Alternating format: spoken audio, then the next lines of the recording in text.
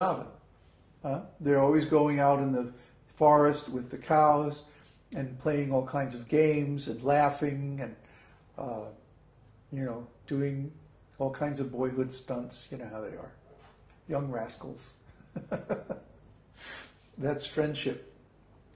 The Sthāyi-bhāva of vātsalya rasa is vātsalya-rati, or parental affection. And of course, the examples there are Nanda and Yashoda, Vasudeva and Devaki, the parents of the Lord. Parents of the Lord are always anxious to make sure that he is okay, that he's enjoying.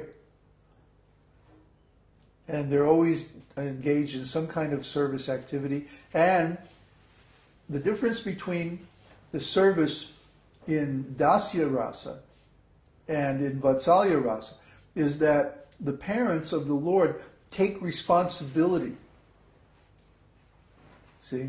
In the servant is not ultimately responsible. Isn't it? Like, for example, if you become a servant, an employee in a corporation or something like that, you're not responsible.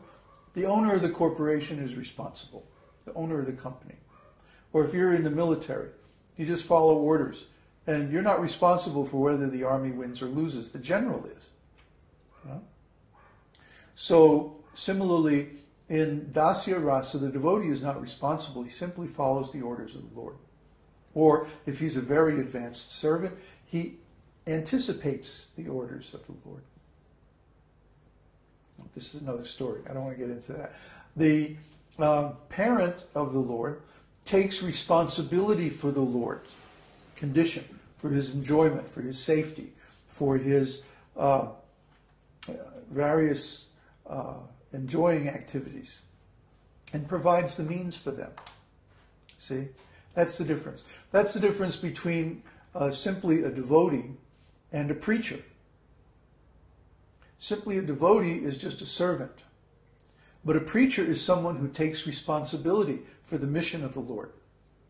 And this confers special abilities and consciousness and awareness that the ordinary servant doesn't have and can't imagine having, because they don't take responsibility. They give over all the responsibility to the Lord. It's a whole different mindset. And the Sthāyi-bhāva of mādhurya rasa is mukhya-rati. Madhur means sweet. So mādhurya rasa means the rasa of sweetness, of conjugal love.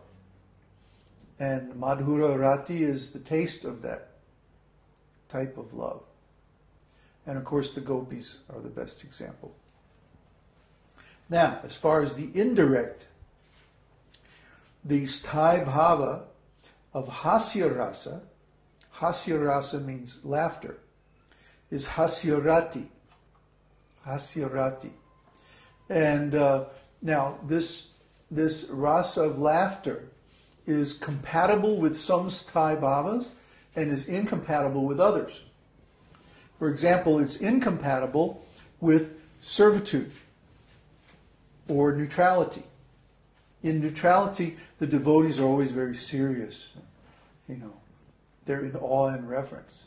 It wouldn't be appropriate for them to laugh. You see?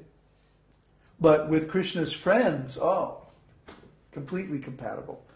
And with the gopis, yes, very compatible. So sometimes these indirect rasas are compatible, and sometimes they're incompatible with the Sthāyi-bhāvas. Now, the Sthāyi-bhāva of adbhuta rasa, adbhuta means wonder, is mukhya-rati, astonishment. When a person comes face to face with Krishna and sees his amazing qualities, he becomes astonished. Wow! That's the only appropriate response, really. Because Krishna is completely amazing. It's like when you read in when you read in the scripture for the first time about Krishna and his different qualities and stuff, you just go, wow, wow, and more wow. And this astonishment periodically arises in the heart of a devotee whenever he sees the amazing qualities of Krishna. For example, one time Mother Yashoda, Balaram accused baby Krishna of eating dirt. And he went to Mother Yashoda and said, Mom, Krishna ate dirt, ew. And so Mother Yashoda goes, let me see, Krishna.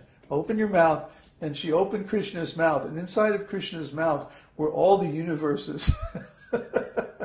All the universes and planetary systems and all this stuff. And Mother Yashoda was just like, wow. Completely astonished. Whoops. One time Lord Chaitanya manifested he has a special form that's called Shadbhuj, means six-armed form, where he has the bow of Lord, and the arrows of Lord Ramachandra in two hands,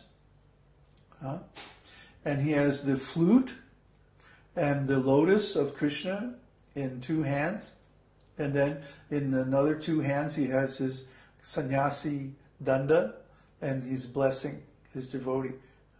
So it's like Lord Krishna, Lord Rama, and Lord Chaitanya in one form.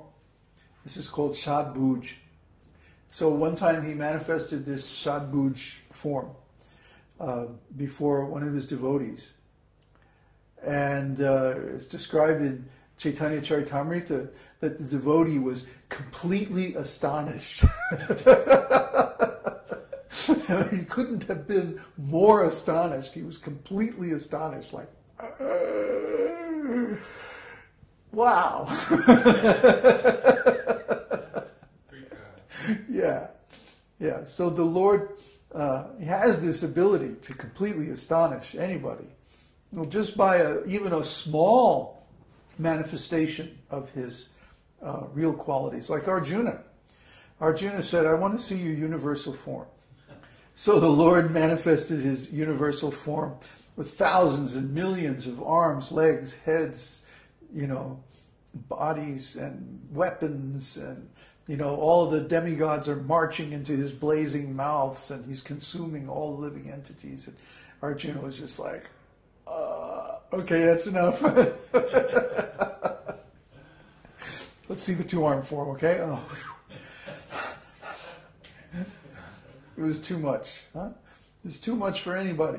So that's the astonishment that when one comes in contact with the real potency of Krishna. Mukhya-rati. Now the Sthāyi-bhāva of vīra-rasa, heroism, is utsāha-rati. Utsaha means enthusiasm. So again, Krishna and Arjuna on the battlefield of Kuru, etc., are manifesting this rasa of heroism. Utsaha. Utsaha means vira. Vira means strength or heroism. They're ready to take on anybody. Anybody and everybody. One at a time or all at once. Come on, bring it on. And so that was that mood of heroism. And the Sthāyi-bhāva of karuna, or compassion, is shoka-rati. Shoka means sorrow or lamentation. When we see somebody in a very suffering condition, then we feel sorrow. We feel sorrow. Oh, I'm sorry. We even say, I'm sorry. I'm sorry to hear that, so-and-so died or something like that. So this is compassion. We have compassion on their suffering because we ourselves are suffering simply by hearing or seeing it. And that's another. Krishna has compassion on the living entities caught in the illusion of the material existence. He's there with us, suffering. He suffers along with us. He sees our suffering, and he suffers because we're suffering, because he loves us.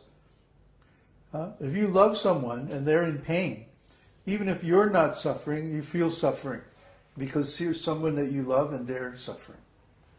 This is called compassion. Just like we're not suffering, we have everything we need. We have, very nice existence.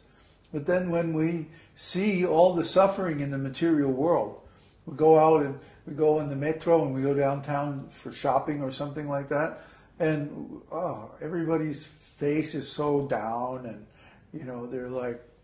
they look like dogs, actually. You know that look that a dog has when somebody just whooped him or something, he's like, They're like that. They have that look like, they're suffering. I have to go to work, and